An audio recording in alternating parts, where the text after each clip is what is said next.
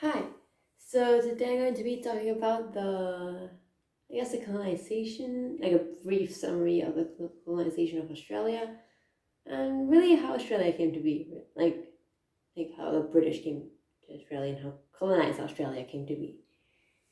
So yeah, let's get started. So the official colonization of Australia occurred on January 26th, 1788, and the guy in charge was Captain Arthur Phillip.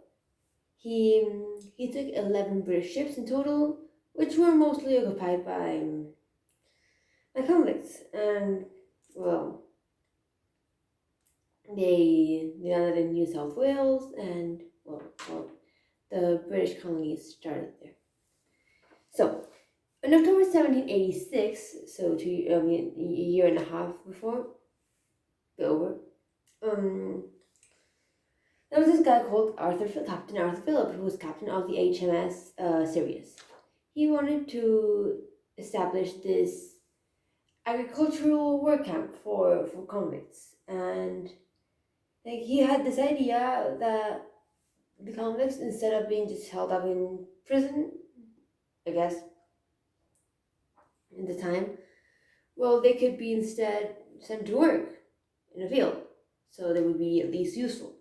However, he had difficulty assembling the fleet to actually take the convicts to Australia, because he put many requests for experienced farmers to help teach them the convicts, but these requests were denied. And well, the overall expedition and start of the idea was really fully funded and fully outlined. It was a bit of a mess. But yeah, around 1,000 people ended up sailing to Australia in 1788. Was it 1787? 1787, my mistake. And well, 1,000 people sailed, like I said, but only 300 of them were non-convicts. So 700 of the people in those ships were convicts. And the way they did it, instead of going around the Americas, they went around Africa. And the journey took about 8 months, and there was only 30 deaths on board.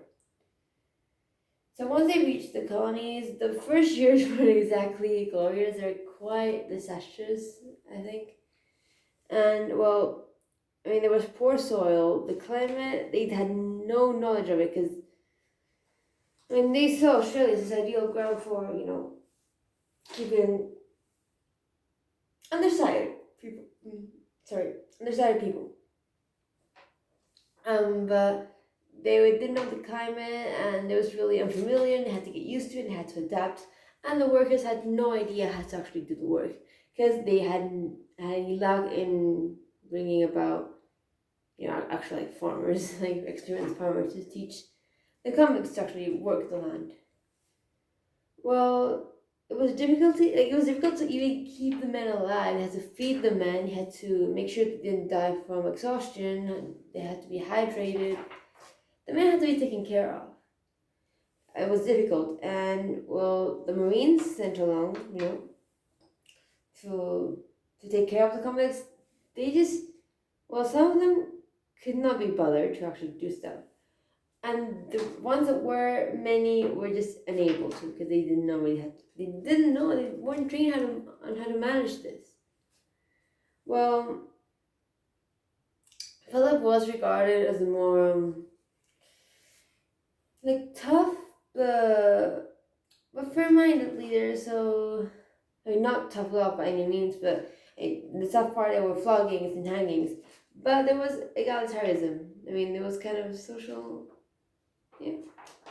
I'm not saying that there was social equality by no means, but there was, comparing to time, some sort of social equality. Well, Philip, he stayed there in Australia for a couple months, and then a couple years as well. And then in 1792, he returned to England, and he had this sense of patriotism because he had succeeded in establishing American colonies. what I don't really mention is how these colonies adapted to the Aboriginal, so people like Australian natives, and that is a whole other topic, like how the Australian natives were displaced by the British. It's pretty much it. I mean, the video is really short. There's not much else to say, and yeah, I really hope you liked it. And yeah, that's it. Thank you for watching. Bye.